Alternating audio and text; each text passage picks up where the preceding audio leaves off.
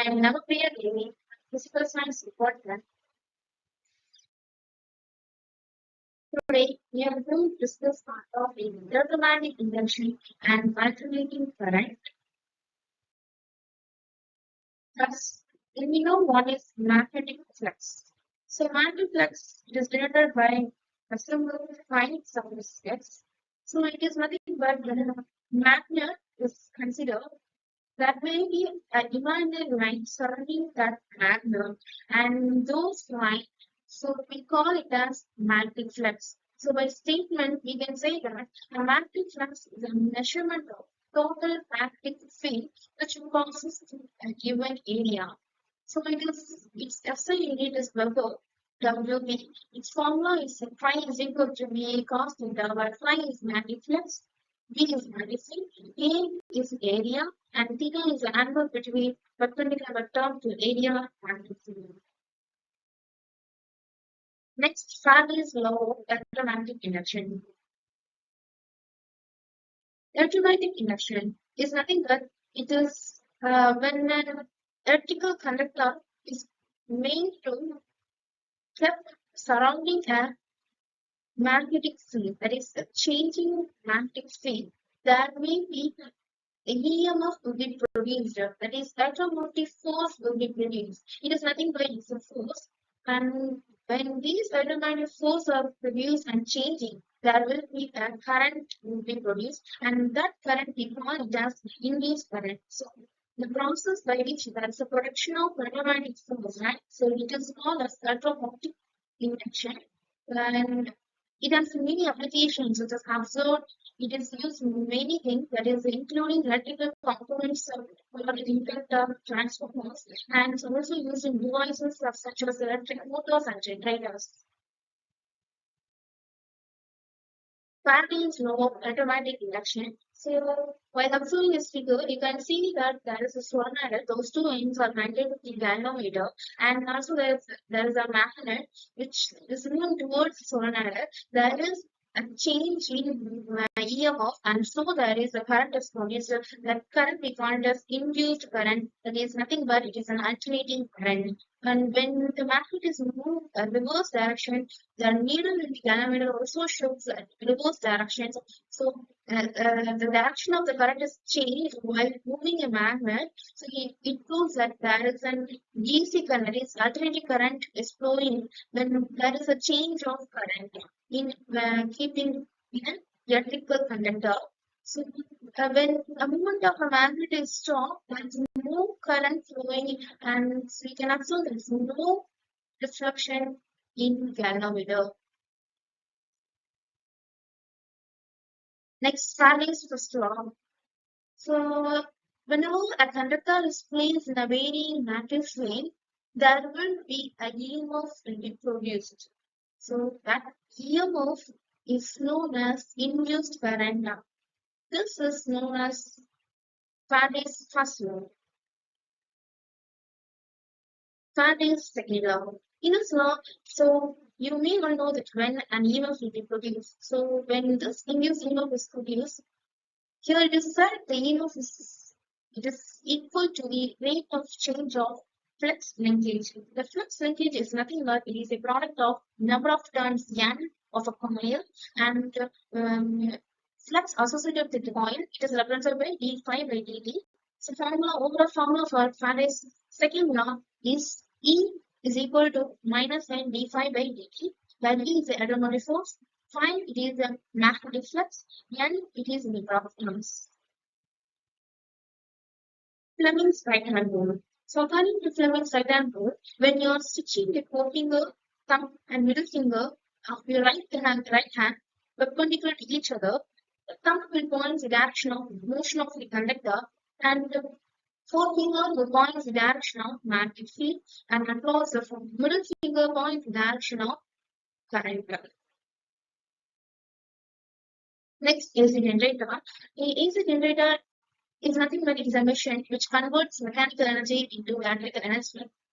It works on the principle of Faraday's law of electromagnetic induction. And the various parts of AC generator are field. The field is nothing but it's a magnetic field. On mature, it is there will be a rectangle coil in an AC generator. So that is mature. A prime mover, it is used to drive the AC generator. A rotor, there will be a rotating component in AC generator that we call it as rotor. And stator, there will be a stationary component in AC generator that we call it as stator.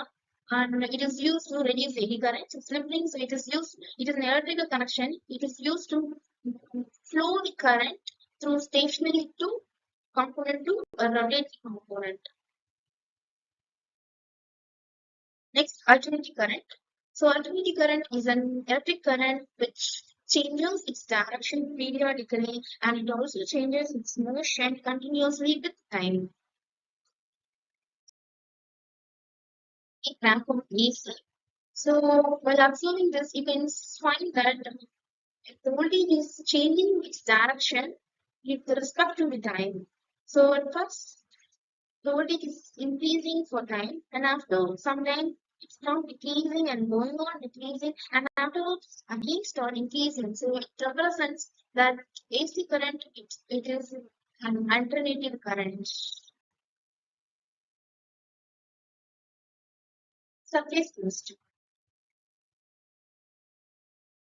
So what is absorption and suction? So absorption is nothing but the particles just strike to a surface of other base. Example, you can say when you touch the sand with the wet hand, so sand will be filled off after some time. So here the bond is very less. So while in absorption, the particles move into the bulk of other phases. Examples, you can say when a juice is absorbed by cotton flour. So like that example we can say. So it's the difference between absorption and absorption. Next, types of absorption. So depending upon the nature of food, there are two types of absorption. First, physical absorption and next, chemical absorption. First, physical absorption. In physical absorption, when the particles of absorptions are held together by some physical forces, so the physical forces may be van der Waals forces. So this type of absorption we call it as physical absorption. Next, chemical absorption. So when the particles of observed are held together by some chemical forces or chemical bonds in atoms, and such absorptions we call it as chemical absorption or chemissorption. Next, what is solenoid? A solenoid is nothing but it is a mixture of two liquids with one another. So it is a mixture of microscopic particles that are suspended in another medium. So example, we can say milk, a protein and fat will be filled or dispersed in liquid. Next, smoke. In smoke, a solid shoe particles are dispersed in air. And in gelatin, the water is dispersed in floating medium. Its classification of solenoids. So in chemistry, the solenoids are classified into dispersion medium and dispersed phase. First, dispersed phase. It is nothing but in a solenoid, the quantum substance which is dispersed in little amount. Those substances we call it as dispersed phase. While a dispersion medium, it is nothing but in a solenoid, the substance which is dispersed in larger quantities. So that's for the substance we call it as dispersion medium. Its difference between dispersed phase and dispersion medium. First, it is a dispersed phase. It is a dispersion with a continuous phase because it disturbs throughout the dispersion medium. While in the dispersion medium, it is a continuous phase of solenoid. Next, the dispersed phase, it is an internal phase, whereas the dispersion medium is external phase. And the next example for dispersed phase is just in that. And the example for dispersion medium is what we meant. Next, emulsion. So emulsion are a colloidal substance, a colloidal solution. So in which one liquid which is dispersed in another liquid, we call it as emulsion. So there are two types of emulsion, one oil and water and next water and oil. So this is the image of types of emulsions. First image represents that the oil is disposed in water, so we call it as oil in water emulsion. Next, the water is disposed in oil, so we call it as water in oil emulsion. So I hope today you all understand that what is electromagnetic induction and alternating current, and also what is surface chemistry. Thank you.